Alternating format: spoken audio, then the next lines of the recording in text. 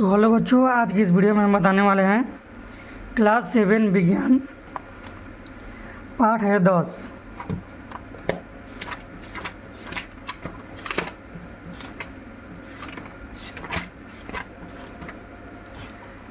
पाठ 10 अध्याय 10। पाठ का नाम है विद्युत धारा और इसके प्रभाव। तो बच्चों, इस पाठ के अंदर के जितने भी क्वेश्चन आंसर हैं, इस पाठ के अंदर के, और जो ये इधर के जो प्रश्न उत्तर हैं, क्वेश्चन आंसर, और ये जो खाली स्थान है और ये जो सत्य असत्य है, ये सब के सब हम बताने वाले हैं। तो बन रहे इस वीडियो को पूरा देखिए। ये तो बताएंगे ही, और इस पाठ के अंदर के भी हम प्रश्न उत्तर को बताएंगे। तो चलिए शुरू करते हैं। देखिए बच्चों, अध्याय 10, अध्याय का नाम है विद्युत धारा और इसके प्रभाव।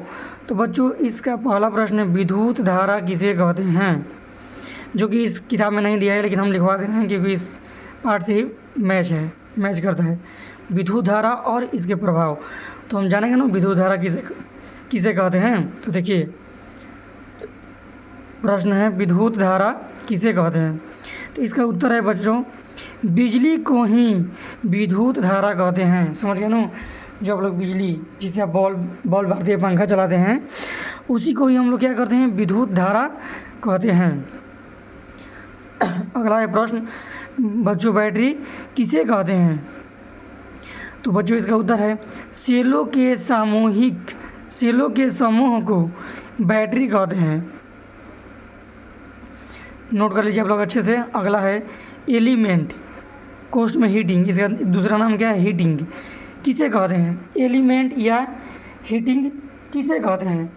तो बच्चों देखिए, इसका उत्तर है खाना बनाने वाले हीटर या रूम गर्म करने वाले रूम हीटर में जो पतली पतली तार होती है, जो गर्म होता है, पतला तार होता है ना हीटर में, जो गर्म होता है, जिससे गर्मी उत्पन्न होती है। पतली पतली तार होती है जो गर्म हो गर्मी देती है।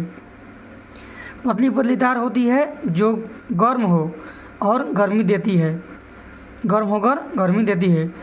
उसके एक अवयव को एलिमेंट कहते हैं। उसके एक अवयव को एलिमेंट कहते हैं। एक को, पूरा को नहीं, एक अवयव को। समझ गए। यहाँ पर थोड़ा आप लोग समझिएगा। तार होती है जो गर्म हो, तारवा जो गर्म हो कोमा है यहाँ पर, उसको गर्मी देती है, उसे उसके एक अवयव को एलिमेंट कहते हैं, एलिमेंट या हीटिंग। अगला बच्चों है प्रश्न, विद्युत फ्यूज किसे कहते हैं। आप लोग घर में फ्यूज लगा होता है ना, देखिए विद्युत फ्यूज किसे कहते हैं, उसका पूरा नाम है विद्युत फ्यूज। बच्चों, इसका आंसर है जब अधिक मात्रा में विद्युत धारा प्रवाह होती है तो विद्युत फ्यूज गल जाता है, जिससे विद्युत धारा रुक जाती है। समझ गए। हम लोग घर में विद्युत फ्यूज का जो प्रयोग करते हैं तो हमारे बिजली के संतुलन बनाए रखता है। जब बिजली ज़्यादा प्रवाह होगी तो वो गल जाएगा और बिजली रुक जाएगी, जिससे हमारे घर में आग वोग नहीं लगेगा, शॉर्ट सर्किट नहीं होगा। समझ गए। आगे देखिए, प्रश्न है विद्युत धारा के किन्हीं दो प्रभावों को लिखे। उसके प्रभाव के उपयोग लिखना है। ये किताब का ही प्रश्न है। देखिए, पहला उत्तर है विद्युत धारा के प्रभाव का उपयोग कर हम प्रकाश प्राप्त करते हैं ना। दूसरा, विद्युत धारा के प्रभाव का उपयोग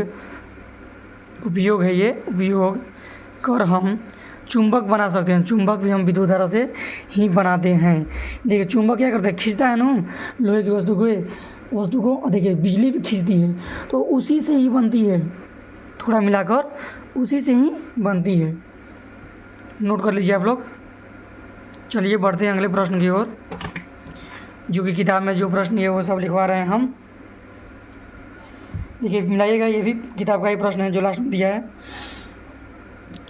बैटरी और सेल में अंतर स्पष्ट कीजिए। बैटरी और सेल में अंतर स्पष्ट कीजिए। देखिए, उत्तर है जब कई सेल के ऋण टर्मिनल को धन टर्मिनल से संयोजित कर दिया जाता है तब वे सेल बैटरी बन जाते हैं, लेकिन केवल एक अकेला सेल सेल कहलाता है। समझ गए? देखिए जब सेल मिल जाएगा ना, देखिए क्या करें, जब कई सेलों के, अब लिखा है ना बैटरी किसे कहते हैं, सेलों के समूह को बैटरी कहते हैं। तो बैटरी में दो होता है, एक होता है प्लस का चिन्ह, एक होता है माइनस का चिन्ह। तो माइनस वाला होता है जो रीड टर्मिनल कहलाता है, और प्लस वाला धन टर्मिनल कहलाता है। इसको एक ही में सबको जोड़ देंगे तो वो बैटरी बन जाएगा, और जब अकेला रहेगा ना उसी को हम सेल कहते हैं। तो ये हो गया, इसमें अंतर हो गया, नोट कर लीजिए आप लोग।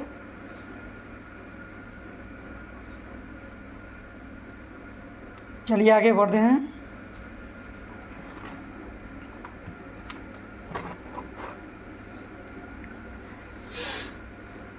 जब किसी सुई चुंबक को विद्युत धारा प्रवाहित तार के समीप लाने पर वह उत्तर दक्षिण की दिशा से विक्षेपित हो जाती है, क्यों? ये उत्तर है इसका। देखिए इस सबकी, ये किताब का एक प्रश्न है। तार में धारा प्रवाहित कर, जैसे देखिए थोड़ा सीधा कर देते हैं इसको, आप लोग अच्छे से दिखाई देगा। देखिए तार में धारा प्रवाहित कर, जैसे कि स्विच में ऑन किया जाता है कि तार चुंबकीय प्रभाव उत्पन्न हो जाती है। जैसे हम देखिए तार में धारा प्रवाहित कर, जैसे ही स्विच, देखिए दो जैसे लिखा गया है, एक काट लीजिए। जैसे ही स्विच में ऑन किया जाता है कि तार चुंबकीय प्रभाव उत्पन्न हो जाती है। देखिए जब हम लोग स्विच ऑन करेंगे तार में क्या हो जाएगा, चुंबकीय प्रभाव, उसको छुएंगे तो क्या करेगा, खींचेगा अपनी ओर। तो आप लोग बोलते हैं कि लाइन मार दिया, लाइन मार दिया, बोलते हैं ना, तो वो खींचेगा, तो यानी चुंबकीय प्रभाव उत्पन्न हो जाती है, प्रभाव उत्पन्न हो जाती है। इसी कारण तार के निकट रखी चुंबकीय सुई अपनी उत्तर दक्षिण दिशा से अलग विक्षेपित हो जाती है। नोट कर लीजिए आप लोग, अच्छे से समझ गए होंगे आप लोग। अगर वीडियो अच्छा लगे तो वीडियो को लाइक कीजिए। अभी तक हमारा 1 के सब्सक्राइबर भी नहीं हुआ है, आप लोग ज़्यादा से ज़्यादा सब्सक्राइब कीजिए, क्योंकि मैं और ज़्यादा ऐसे ही वीडियो लाते रहूँ।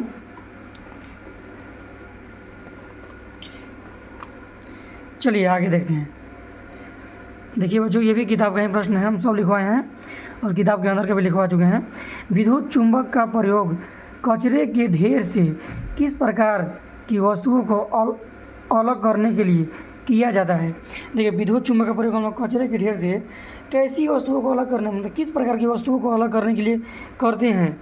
तो देखिए यहाँ पर विद्युत चुंबक का प्रयोग कचरे के ढेर से चुंबकीय पदार्थ को अलग करने के लिए किया जाता है।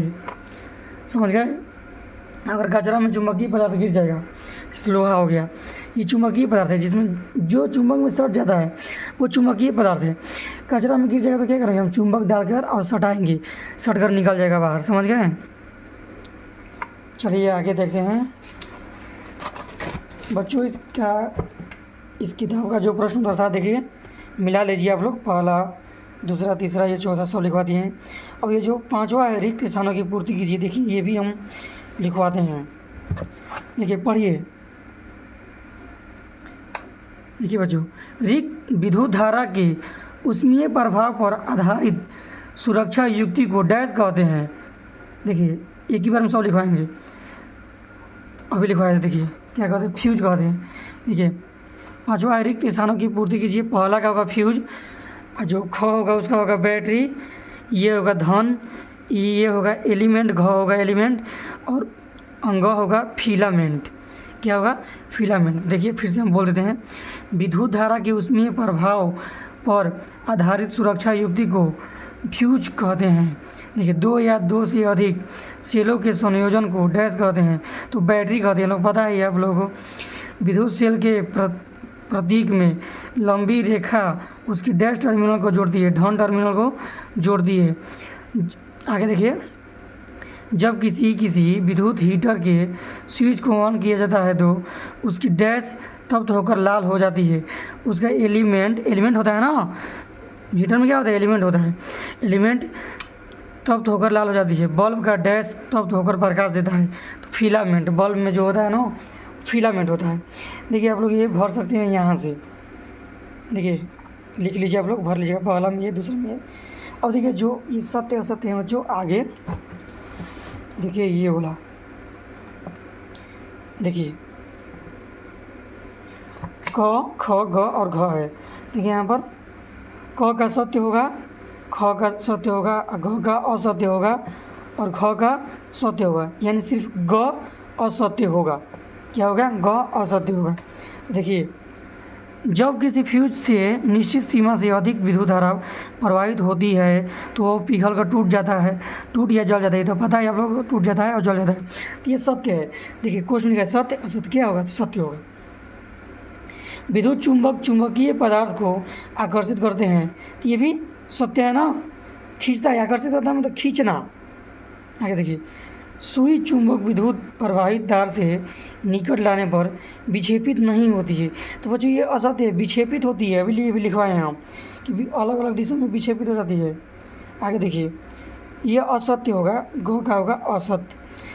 CFL में अपेक्षाकृत कम विद्युत ऊर्जा खर्च होती है, तो ये बच्चों सत्य है। क्या होगा बच्चों? सत्य है। अगर अगला पार्ट का वीडियो चाहिए तो आप लोग कमेंट कीजिए और चैनल को सब्सक्राइब करना ना भूलिए बच्चों, क्योंकि मेरा सब्सक्राइबर बहुत ही कम है।